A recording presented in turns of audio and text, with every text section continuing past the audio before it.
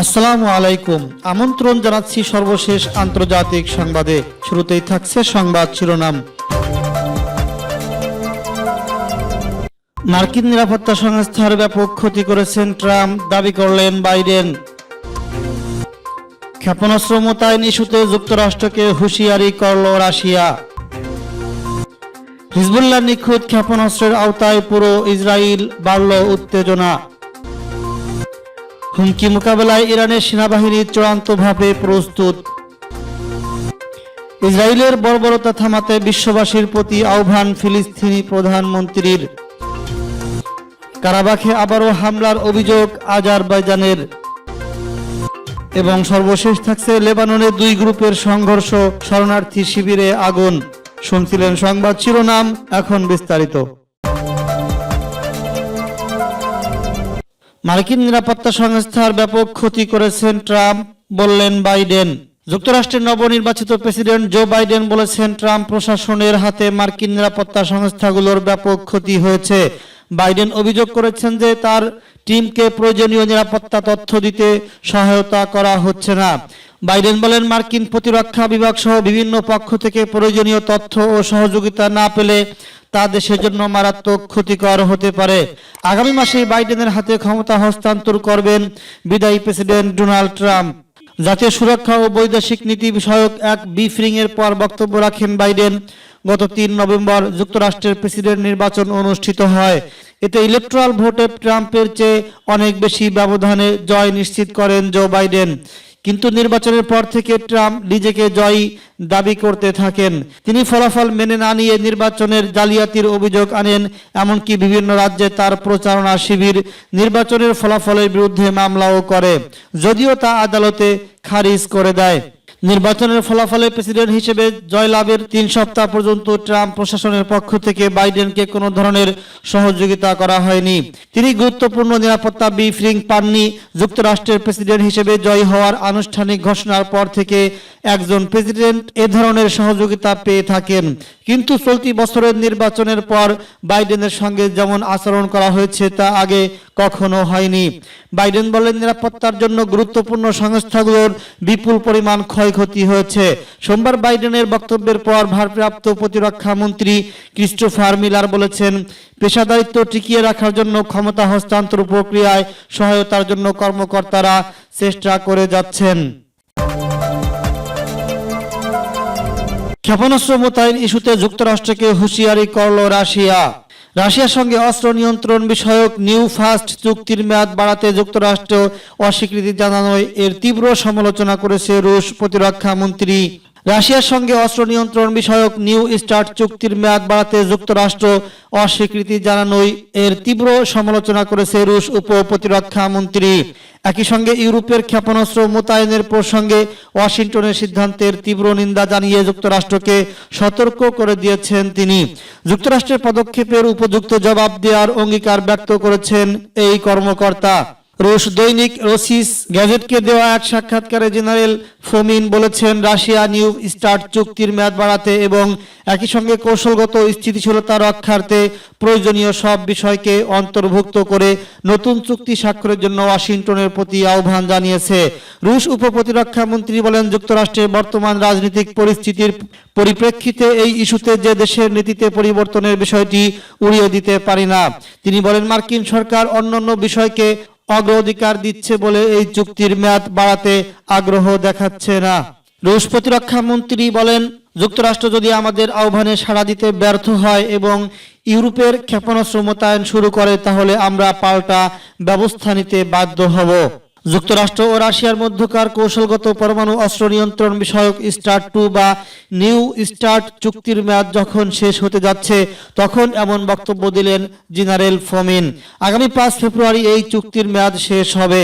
2010 সালে ওয়াশিংটন ও মস্কোর মধ্যে এই চুক্তি স্বাক্ষরিত হয়।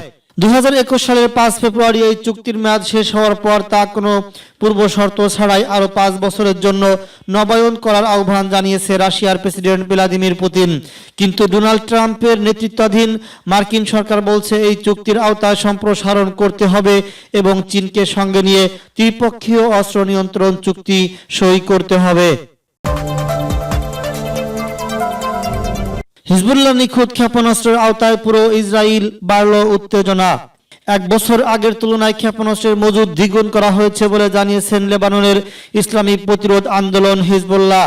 রবিবার 27 ডিসেম্বর সংগঠনের মহাসচিব সাইদ হাসান নাসরুল্লাহ লেবাননের আল মায়াদিন নিউজ চ্যানেলকে দেওয়া এক সাক্ষাৎকারে জানান, পুরো ইসরায়েল হিজবুল্লাহ নিখুঁত ক্ষেপণাস্ত্রের আওতায় রয়েছে। তিনি বলেন, প্রতিরোধ আন্দোলনের হাতে থাকা নিখুঁত ক্ষেপণাস্ত্রের সংখ্যা গত বছরের একই সময়ের তুলনায় দ্বিগুণ করা হয়েছে। 2000 সালের আগে ও পরে হিজবুল্লাহর ইসরায়েলের বিরুদ্ধে দুটি যুদ্ধে জড়িয়েছে এবং দুটিতেই ইসরায়েল পরাজিত হয়েছে। ইহুদিবাদী ইসরায়েলের সঙ্গে সম্পর্ক স্বাভাবিক করার যে পদক্ষেপ নিয়েছে আরবের কয়েকটি দেশ, সে বিষয়ে তীব্র নিন্দা জানিয়ে নাসরুল্লাহ বলেন, এসব দেশ ফিলিস্তিনি জাতিকে ইহুদিবাদীদের কাছে বিক্রি করে দিয়েছে। হুমকি মোকাবেলায় ইরানের সেনাবাহিনী চূড়ান্তভাবে প্রস্তুত। ইসলামী প্রজাতন্ত্র ইরানের সশস্ত্র বাহিনীর সমন্বয়ক বিষয়ক deputy commander rear admiral Habibullah বলেছেন, শত্রুর পক্ষ থেকে আসা যে কোনো হুমকি নস্যাৎ করে দিতে ইরানের সামরিক বাহিনী খুব ভালোভাবেই প্রস্তুত রয়েছে। সোমবার 28 ডিসেম্বর রাজধানী তেহরানে তিনি ইরানের জাতীয় নিরাপত্তা ও পররাষ্ট্রনীতি বিষয়ক সংসদীয় কমিটির বৈঠকে এসব কথা বলেন। হাবিবুল্লাহ সায়ারি সংসদীয় কমিটির কাছে ইরানের সশস্ত্র বাহিনীর বাস্তব যুদ্ধের প্রস্তুতির ব্যাখ্যা করেন।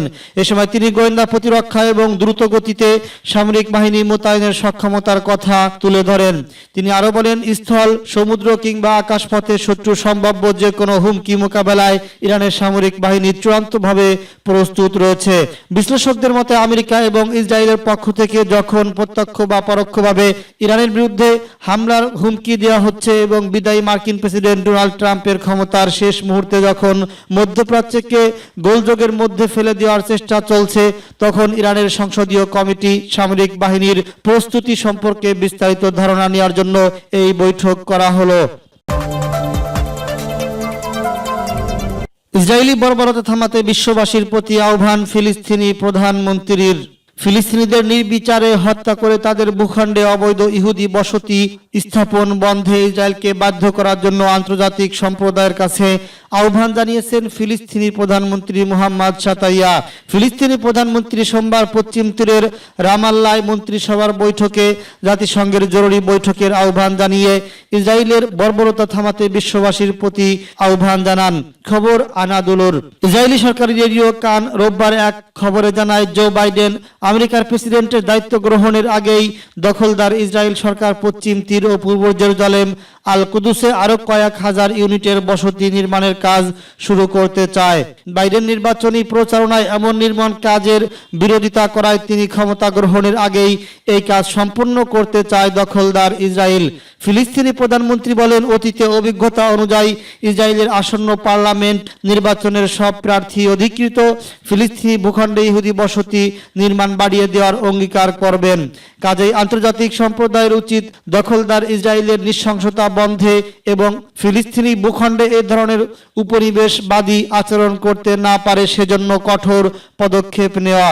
ফিলিস্তিনি প্রধানমন্ত্রী বলেন, জাতিসংঘ নিরাপত্তা পরিষদের 2334 নম্বর প্রস্তাবে কঠোরভাবে অবৈধ ইহুদি বসতি নির্মাণ নিষিদ্ধ করা হয়েছে। এই প্রস্তাবে আন্তর্জাতিক সমাজের যে দৃষ্টিভঙ্গি প্রতিফলিত হয়েছে তা বাস্তবায়নে এগিয়ে আসার জন্য তিনি বিশ্ব সম্প্রদায়ের প্রতি আহ্বান জানান। কারাবাখে আবারও হামলার অভিযোগ আজারবাইজানের। বিতর্কিত নাগোর্নো কারাবাখ অঞ্চলে আজারি বাহিনীর সেনা ইউনিটে হামলা চালিয়েছে একটি অবৈধ আর্মেনীয় সশস্ত্র গ্রুপ বলে জানিয়েছে আজারবাইজানের প্রতিরক্ষা মন্ত্রণালয়। এবারের হামলায় এক আজারি সেনা নিহত ও অপর একজন আহত হয়েছে বলে দাবি তাদের। আজারি প্রতিরক্ষা মন্ত্রণালয় জানায়, রবিবার 27 ডিসেম্বর বিকালে খোজাবেন্দ এলাকায় চালানো হামলাটি প্রতিহত করা হয়েছে। হামলাকারী নিহত হয়। কাতার ভিত্তিক সংবাদ মাধ্যম আল জাজিরার প্রতিবেদন থেকে এসব তথ্য জানা গিয়েছে। নাগোর্নো কারাবাখ অঞ্চল নিয়ে প্রতিবেশী রাষ্ট্র আর্মেনিয়া ও আজারবাইজানের পুরনো সংঘাত গত 27 সেপ্টেম্বর থেকে নতুন করে আবার শুরু হয়। ভয়াবহ এই সংঘাতে কয়েক হাজার মানুষের প্রাণহানির পর রুশ মধ্যস্থতায় শান্তি চুক্তি স্বাক্ষরের মধ্য দিয়ে গত 10 নভেম্বর সংঘাতের অবসান ঘটে। গুরুত্বপূর্ণ সেই চুক্তির আওতায় আর্মেনিয়ার নিয়ন্ত্রণে থাকা কারাবাখের 3টি জেলা আজারবাইজানের কাছে হস্তান্তর করা হয়। সোমবার 28 ডিসেম্বর আজারি প্রতিরক্ষা মন্ত্রণালয় জানিয়েছে, রবিবার খজাবান সেনা ইউনিটে আর্মেনীয় গোষ্ঠীর হামলার কথা জানানো হয়। আর্মেনীয় গোষ্ঠী আবারও হামলা চালালে ব্যাপক পদক্ষেপ নেওয়া হবে বলেও সতর্ক করা হয়েছে। আজারি মন্ত্রণালয়ের বিবৃতির কয়েক ঘন্টা আগে পার্শ্ববর্তী হাজরত এলাকায় সংঘাতের খবর অস্বীকার করে আর্মেনিয়ার প্রতিরক্ষা বাহিনী। তাদের দাবি, নাগোর্নো কারাবাখের নৃতাত্ত্বিক গোষ্ঠীগুলো কঠোরভাবে যুদ্ধবিরতি মেনে চলেছে। লেবাননে 2 গ্রুপের সংঘর্ষ, শরণার্থী শিবিরে আগুন। লেবাননের একটি সিরিয়ার শরণার্থী শিবিরে 2 গ্রুপের মধ্যে সংঘর্ষের পর সেখানে অগ্নিসংযোগ করেছে একটি গ্রুপ। রবিবার ভোরে সিরিয়া ও লেবাননের শরণার্থী গ্রুপের মধ্যে ওই রক্তক্ষয়ী সংঘর্ষ হয় বলে জানায় জাতিসংঘের শরণার্থী বিষয়ক এজেন্সি। এই সংঘর্ষে 3 জন গুরুতর আহত হয়েছেন, এদের উদ্ধার করে হাসপাতালে পাঠানো হয়েছে। সংঘর্ষের পর সিরিয়ার শরণার্থীদের একটি তাঁবুতে আগুন ধরিয়ে দেয় লেবাননের শরণার্থীরা। সেখান থেকে পুরো শরণার্থী শিবিরটিতে আগুন ছড়িয়ে পড়ে। খবর পেয়ে দ্রুত দমকল বাহিনীর লোকজন এসে আগুন নেভান। উল্লেখ্য, 2011 সালে ভয়াবহ যুদ্ধ শুরু হওয়ার পর থেকে এখন পর্যন্ত 15 লাখ সিরীয় পালিয়ে এসে লেবাননের বিভিন্ন শরণার্থী শিবিরে আশ্রয় নিয়েছে।